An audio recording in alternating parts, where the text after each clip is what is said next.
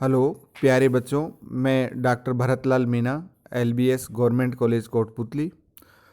बच्चों, मैं आज आपके समक्ष बीए पार्ट तृतीय के द्वितीय प्रश्न पत्र अंतर्राष्ट्रीय संबंध के अंतर्गत गुट निरपेक्षता पर चर्चा करूंगा। उसके बारे में विस्तार से बात करेंगे। गुट निरपेक्षता द्वितीय विश्व युद्ध के बाद अंतर्राष्ट्रीय राजनीति के स्वरूप में परिवर्तन लाने वाले तत्वों में गुट निरपेक्षता का विशेष महत्व है। गुट निरपेक्ष आंदोलन की उत्पत्ति का कारण कोई संयोग मात्र नहीं था, अपितु यह सुविचारित अवधारणा थी। इसका उद्देश्य नवोदित राष्ट्रों की स्वाधीनता की रक्षा करना एवं युद्ध की संभावनाओं को रोकना था। गुटनिरपेक्ष अवधारणा के उदय के पीछे मूल धारणा ये थी कि साम्राज्यवाद और उपनिवेशवाद से मुक्ति पाने वाले देशों को शक्तिशाली गुटों से अलग रखकर उनकी स्वतंत्रता को सुरक्षित रखा जाए। आज एशिया, अफ्रीका और लैटिन अमेरिका के अधिकांश देश गुट निरपेक्ष होने का दावा करने लगे। जहां 1961 के बेलग्रेड शिखर सम्मेलन में भाग लेने वाले गुट निरपेक्ष देशों की संख्या 25 थी, वहां आज गुट निरपेक्ष आंदोलन के सदस्यों की संख्या 118 हो गई है। गुट निरपेक्ष आंदोलन द्वितीय विश्व युद्ध के बाद संसार दो विरोधी गुटों सोवियत संघ और अमेरिका गुट में विभक्त हो गया और दूसरी तरफ एशिया और अफ्रीका के राष्ट्रों का स्वतंत्र अस्तित्व उभरने लगा था। अमेरिकी गुट एशिया के इन नवोदित राष्ट्रों पर तरह तरह के दबाव डाल रहा था ताकि वे उसके गुट में शामिल हो जाए, लेकिन एशिया के अधिकांश राष्ट्र पश्चिमी देशों की भांति गुटबंदी में विश्वास नहीं करते थे।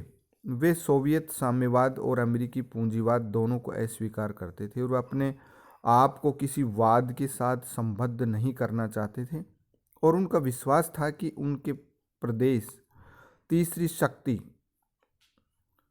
हो सकते हैं जो गुटों के विभाजन को अधिक जटिल संतुलन में परिणत करके अंतर्राष्ट्रीय सहयोग में सहायक हो सकते हैं। गुटों से अलग रहने की नीति अर्थात गुट निरपेक्षतावाद एशिया के नव जागरण की प्रमुख विशेषता थी। 1947 में स्वतंत्र होने के उपरांत भारत ने इस नीति का पालन करना शुरू किया।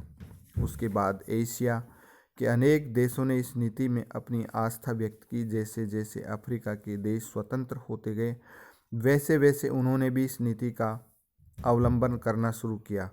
भारत के जवाहरलाल नेहरू, मिस्र के राष्ट्रपति नासिर तथा यूगोस्लाविया के मार्शल टीटो ने तीसरी शक्ति की इस धारणा को काफ़ी मजबूत बनाया। वस्तुतः शीत युद्ध के राजनीतिक ध्रुवीकरण ने गुटनिरपेक्षता की समझ तैयार करने में एक उत्प्रेरक का कार्य किया। लंबे औपनिवेशिक आधिपत्य से स्वतंत्र होने के लंबे संघर्ष के बाद किसी दूसरे आधिपत्य को स्वीकार कर लेना नवोदित राष्ट्रों के लिए एक असुविधाजनक स्थिति थी। अंतर्राष्ट्रीय राजनीति में वे एक ऐसी भूमिका की तलाश में थे जो उनके आत्मसम्मान और क्षमता के अनुरूप हो। क्षमता स्तर पर किसी एक राष्ट्र के लिए ऐसी स्वतंत्र भूमिका अर्जित कर पाना एक भागीरथी प्रयत्न होता जिसकी संभावनाएं भी अत्यधिक संदिग्ध बनती। अतः आत्मसम्मान की एक अंतर्राष्ट्रीय भूमिका के लिए सामूहिक पहल न सिर्फ वांछित थी अपितु आवश्यक थी। स्वतंत्रता और सामूहिकता की इस मानसिकता ने गुटनिरपेक्षता की वैचारिक और राजनीतिक नींव रखी। इस प्रक्रिया को शीत युद्ध के तात्कालिक राजनीतिक वातावरण ने गति प्रदान की। गुटनिरपेक्षता का अर्थ एवं परिभाषा। गुटनिरपेक्षता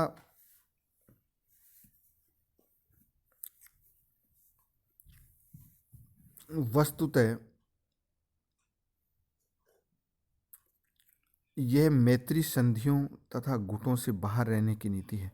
गुटनिरपेक्षता का सार तत्व यह है कि अंतर्राष्ट्रीय मामलों में विशेषतः दोनों सर्वोच्च शक्तियों के प्रति नीतियों और अभिवृत्तियों के संदर्भ में नीति और कार्यवाही की पर्याप्त स्वतंत्रता बनाए रखी जाए। गुटनिरपेक्षता का अर्थ शक्तिमूलक राजनीति से पृथक रहना तथा सभी राज्यों के साथ शांतिपूर्ण सहअस्तित्व और सक्रिय अंतर्राष्ट्रीय सहयोग है, चाहे वे राष्ट्र गुटबद्ध हो या गुटनिरपेक्ष हो। शीत युद्ध से पृथक्करण ही गुटनिरपेक्षता का सार तत्व है। यह नीति चुप्पी लगाकर बैठ जाने की या अंतर्राष्ट्रीय मामलों से संन्यास लेने की नहीं है, बल्कि इसके अंतर्गत स्वतंत्र राष्ट्रों के साथ मैत्रीपूर्ण संबंध स्थापित किए जाते हैं और अंतर्राष्ट्रीय राजनीति में न्यायपूर्ण ढंग से सक्रिय भाग लिया जा सकता है।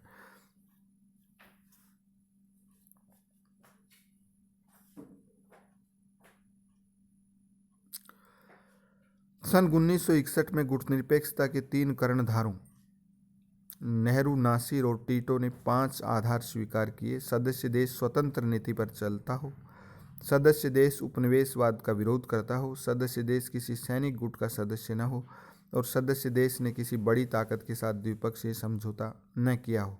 सदस्य देश ने किसी बड़ी ताकत को अपने क्षेत्र में सैनिक अड्डा बनाने की इजाज़त नहीं दी हो।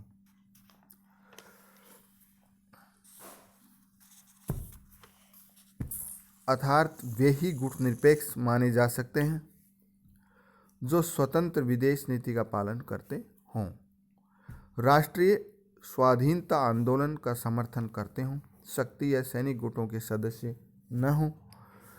दूसरे शब्दों में एक दूसरे के विरोधी शक्ति शिविरों से दूर अलग रहने वाले, युद्ध की विभीषिका को टालने वाले, तनाव को कम करने वाले और शांति समर्थक देश ही गुटनिरपेक्षता का दर्जा प्राप्त कर सकते हैं। गुटनिरपेक्षता से अभिप्राय है अपनी स्वतंत्र रीति नीति। गुटों से अलग रहने के हर प्रश्न के औचित्य अनुचित्य को देखा जा सकता है।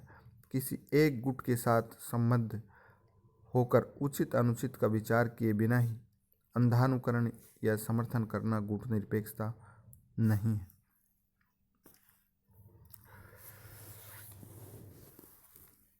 धन्यवाद बच्चों। अगली वीडियो में गुटनिरपेक्षता के बारे में आगे चर्चा करेंगे। धन्यवाद।